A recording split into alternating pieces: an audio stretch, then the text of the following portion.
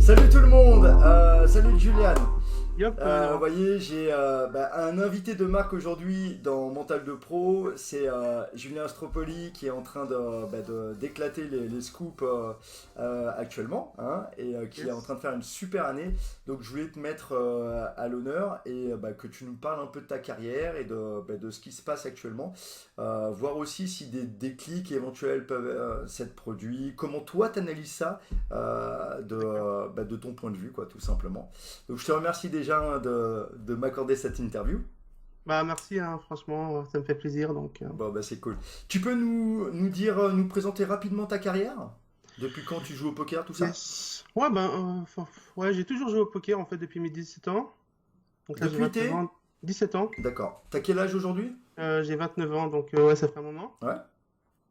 Ouais, en fait, je joue à Magic. Et à l'époque, il y a plein de joueurs de Magic qui avaient fait la transition vers le poker, notamment Gabriel Nassif et Farid Meragni, pour ceux qui connaissent.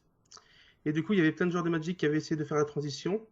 Bon, à l'époque, on était nuls, hein, on était tous nuls, j'ai broke plusieurs fois, j'ai joué beaucoup à Magic, j'étais pas régulier, franchement, j'ai pas gagné d'argent pendant 5, 6, 7 ans. Ouais. Et après, j'ai fait une transition vers le live, le cash game live, quand les casinos en France sont sortis. Mhm. Et là, ça s'est plutôt bien passé, j'ai gagné 10, 20, 30K en un an, j'étais Mhm. stacké, je devais redonner la moitié, après j'ai Ouais. reperdu, mais ça se passait plutôt bien dans l'ensemble, Ouais. ça, c'était un peu le début. J'ai compris qu'on pouvait gagner de l'argent avec ce jeu, puisque la plupart des joueurs étaient nuls, quoi. Ouais. Et voilà, après j'ai fait une transition online, c'était en 2016. D'accord. Il n'y a pas si longtemps que ça, finalement. Non, je me souviens que mon premier coach était Hilares d'ailleurs. Ouais. J'avais bien choisi à l'époque, j'avais eu de la chance, je pense. Ouais. Je crois qu'il était sur Poker Stratégiste, et je me souviens bien. Ouais, c'est ça, ouais. Maintenant, Ouais. il est sur Poker Academy. Du coup, j'étais en L50, c'était pas trop mal passé, je gagnais un peu d'argent, mais franchement, rien de fou, j'étais pas très régulier, mais j'étais quand même gagnant. Mhm. Et après, en 2017, bah là, c'était là où j'ai commencé les tournois. Et ouais, double victoire, Winamax Series, etc. Ça allait super bien, tu vois. 2017 a été l'année dans laquelle tu as commencé vraiment à décoller? Ah ouais, clairement, ouais. D'accord. Et est-ce que tu penses que c'est la transition vers les tournois, par exemple, et un format de jeu qui peut-être t'intéressait davantage, dans lequel il y avait plus de compétition sportive que le cash, où finalement c'est plus redondant, plus qu'une véritable recherche de victoire à la fin, quoi. Et c'est pas, disons que, en gros, je m'étais fait coach par Rémi Lemeur en cash game en NL200. Donc, je gagnais à peu près 3-4 BB100 à l'époque pendant 3 mois, 3-4 mois. Mhm. Et j'ai fait des Winamax Series. Et là, j'ai fait TF du Million Event et j'ai gagné un event à 100 euros. Donc, j'ai pris genre 110K en un mois. Et du Ouais. coup, j'ai dit, bon, bah, on va continuer les tournois, ça a l'air bien. Bah ouais, ouais. Ah ouais, donc t'as gagné ça finalement, en gros, grâce à la chance et la Ouais, variance, bien sûr, ouais, il y avait ouais, beaucoup de ouais, chance, ouais. t'avais aucune compétence en tournoi, quoi. Si, j'avais pris quelques heures de coaching, mais j'étais vraiment, enfin, Quelques je faisais heures, pas quoi. partie, j'étais un règle moyen, voilà, D'accord. pour être honnête. Je faisais pas partie des meilleurs du tout, du tout, du tout, du tout. Et- Après, il y a eu une grosse période où je me croyais fort que j'ai gagné beaucoup d'argent. Ouais, Donc j'ai bien perdu 20-30 000 en quelques mois. ouais. En jouant des high rollers de 150, j'avais pas le niveau. Hmm. Je me faisais outplay, je mettais des joueurs en fiche alors qu'ils étaient 10 fois meilleurs que moi. Ouais, Et parce que je comprenais pas ce qu'ils faisaient. ouais. Et après, là, je me suis dit, bon, ben, il faut que je me reprenne en main.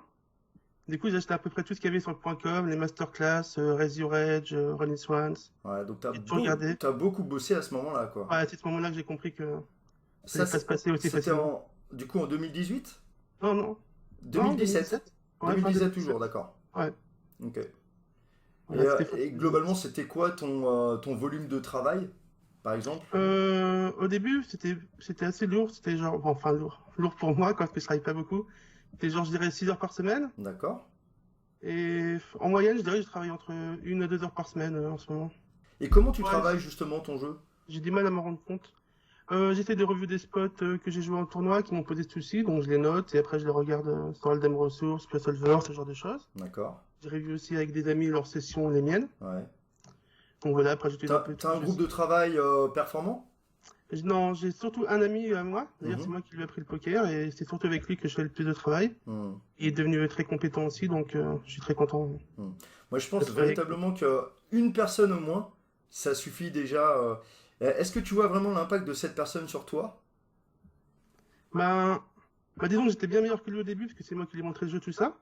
Mais au fur et à mesure, il me rattrape, et du coup, ça me donne envie de me surpasser, donc ça, c'est vraiment sympa, ouais. Ça crée une Ce côté-là. émulation en Ouais, plus, ouais. ouais, ouais, ouais. Et je pense vraiment que ouais, travailler au moins avec une personne, et une personne ça suffit, ton exemple le montre très bien, mais ça, c'est un véritable facteur Ouais, un quoi, et, duo, ouais. dans Mm. l'émulation, etc.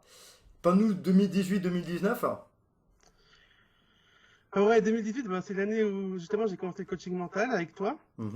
Donc ouais, c'était vraiment sympa. J'ai fait des tournois live, beaucoup de réussites, parce que j'en ai pas fait beaucoup. J'ai dû faire 2 festivals et quelques tournois par là, notamment le Battle of Malta que j'ai gagné.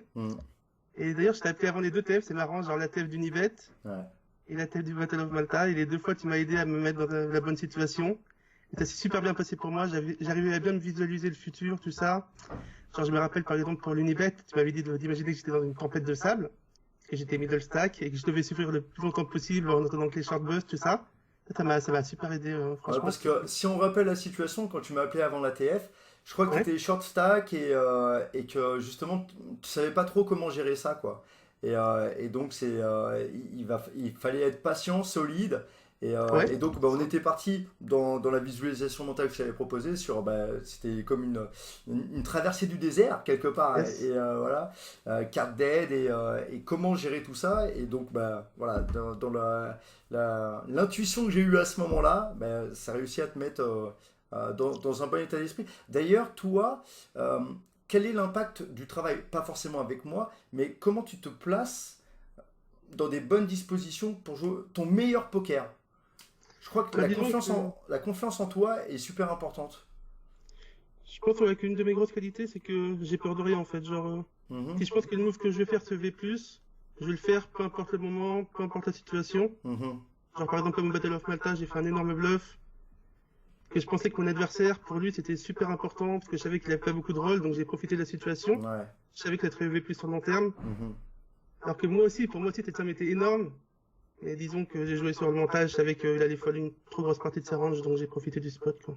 T'as- Ce genre de choses. Ouais. Et ça, tu arrives à développer cet esprit un peu à mettre la pression Ouais. et quelque part aller au-delà de tes peurs, parce que c'est ça, si tu sais que le move est EV+, même si tu as peur de le faire, bah tu vas quand même quoi. Ouais, si je sais que. Enfin, je suis jamais sûr que c'est pas de la théorie, hein. Ouais, bah, Si c'est un peu de la ça théorie, serait c'est trop un peu simple. des deux, quoi. Ouais, mais après, il faut qu'elle soit adaptée à la situation et tout. Ouais, ouais, c'est ça, ouais. Ouais, Je pense que c'est V+, donc c'est juste le calcul de la situation qui est en train de se passer. ouais, tout à fait. Voilà. Donc je pensais Et que c'était V+, que t'arrives je à fais. avoir cet état d'esprit régulièrement ou tu l'as plus justement Non, ouais, c'est plus en fin de tournoi, ouais. en fin de Ouais, tournoi? parce que c'est là, c'est où les joueurs sont le plus scared, tout ça, donc c'est là où on peut mettre les plus grosses pressions. Si vous savez qu'un joueur, c'est un tournoi important pour lui, vous pouvez en abuser. Comment tu te prépares justement à être bah, ce mode guerrier quoi en fin de tournoi? C'est-à-dire que sur le reste du tournoi, tu vas plus tranquille. Comment tu gères la durée du tournoi justement? La durée du tournoi, Parce que je sais pas trop quoi répondre. cet état d'esprit guerrier, il demande quand même de l'énergie, j'imagine. D'aller Ouais, foutre bien la sûr, ouais. pression à la fin, etc. Cette énergie, de l'avoir du début à la fin du tournoi, sur tous les tournois, pendant tous les Ouais, non, c'est scoops, impossible, ouais. c'est compliqué. Alors comment tu gères ça, Yes. toi? Bah, j'essaye de me focus au maximum quand je vois que c'est le moment important qui arrive. Je sais pas trop quoi dire, comment je gère ça. Bah, sur des scoops, franchement, c'est pas possible. Enfin, parce qu'on connaît pas vraiment les profils, c'est plus en live qu'on peut mettre une grosse pression quand on connaît bien les profils. Mais online, il faut connaître le joueur. Et sur le point FR, ça m'arrive de connaître les joueurs, donc je sais leur situation. Donc là, je peux pouvoir mettre une certaine pression sur certaines personnes. Mais sur le point com, je connais quasiment personne, donc je peux pas savoir si c'est D'accord. un moment important pour eux ou pas, quoi. Et comment tu abordes le point com, justement, les scoops là, sur lesquels tu viens de faire bah, des perfs énormes? Ouais, Là, tu viens de chip bah, un tournoi à 170K, quelque chose comme ça? ouais, c'est ça, ouais. Et t'as fait quasiment le lendemain deux autres perfs à Ouais, c'est 14K ça, c'était chacune. énorme, ouais. Euh, C'était... comment t'expliques ça d'ailleurs, ta réussite actuelle en ce moment? En fait, moi, je marche beaucoup à la confiance. On avait déjà remarqué ça avec des amis. Genre, j'avais fait un mois d'octobre énorme juste avant le Battle of Malta, justement. Après, j'ai enchaîné sur le Battle of Malta. C'était fou, quoi. C'était mon plus gros mois de 2018. Mhm. Et j'enchaîne sur un live. Je sais pas, je marche beaucoup à la confiance. Après, je saurais pas l'expliquer comment ça marche. Ouais. Ah, C'est trop complexe, quoi. bah, c'est magnifique la confiance, hein. Et justement, Ouais, bah, c'est ce sur quoi on travaille ensemble. Et donc, on va pas développer dans le cadre de cette vidéo parce qu'il y a des clés qui sont énormes, il y a une compréhension, puis c'est propre à chacun. Donc, Yes. voilà, c'est énorme. Donc, en tout cas, renforcer ta confiance, c'est quelque chose qui, Ouais. chez toi, vraiment a un impact. Et je pense que dans 80% des cas, c'est la même chose chez les autres joueurs, Ouais. quoi. On voit beaucoup de joueurs qui perdent pas pendant longtemps et d'un coup ils commencent et ils n'arrêtent pas, quoi. Ouais, tout à fait. Et puis, Yes. au moment où la machine est enrayée, ben là, ça va redescendre, se calmer. Donc, ce Ouais, qu'il bien faut sûr, il faut apprendre, faire attention. Ouais. ouais, c'est justement à la maintenir optimale, quoi. Et c'est Yes, là on où, va essayer. ouais. Quelles sont tes ambitions pour 2019? Ben justement, là, on va partir à Las Vegas dans une vingtaine de jours. Ouais, Donc moi, je vise une table finale. Je vais pas dire de bracelet. ouais. Déjà, je serais super heureux de faire une table finale. Je Mhm. serais vraiment le plus heureux des hommes. Et après, bon, ben, on fera tout pour gagner, mais déjà une table finale, ça serait magique, quoi. D'accord. Comment tu gères des bad runs pour tous ceux qui vont à Vegas, puisque toi tu vas y aller, il y a énormément de joueurs qui perdent beaucoup de thunes à Vegas, quoi, parce Ouais, que je c'est sais, ouais. un tournoi qui vaut très très cher. Euh, Comment tu gères d'une façon générale tes bad runs? D'accord. J'ai toujours été quelqu'un qui était très très prudent au niveau de sa bankroll. Donc c'est-à-dire, par exemple, l'année dernière, je suis pas allé à Vegas alors que j'aurais dû y aller. Mhm. Je savais que je pouvais perdre un tiers de la bankroll, et moi, perdre un tiers de ma bankroll, ça me paraît déjà trop. Mhm. Enfin, je peux pas me dire sur un séjour, je vais perdre un tiers, je vais revenir et Grand Online, non, pour moi, j'étais pas assez fort mentalement, en tout cas l'année dernière, pour faire ça. Mhm. Donc cette année, non seulement je suis plus fort mentalement, et en plus j'ai une meilleure bankroll, donc là, il y a aucune chance que j'aille Mhm. pas là-bas, quoi. Ouais. Et je Tu pense que dis, c'est important. tu- ouais. En gros, il faut jouer des tournois que vous êtes prêt à perdre sans avoir d'impact sur votre mental. Je Ouais. pense que c'est important, en tout cas pour moi. C'est fondamental ce que tu dis.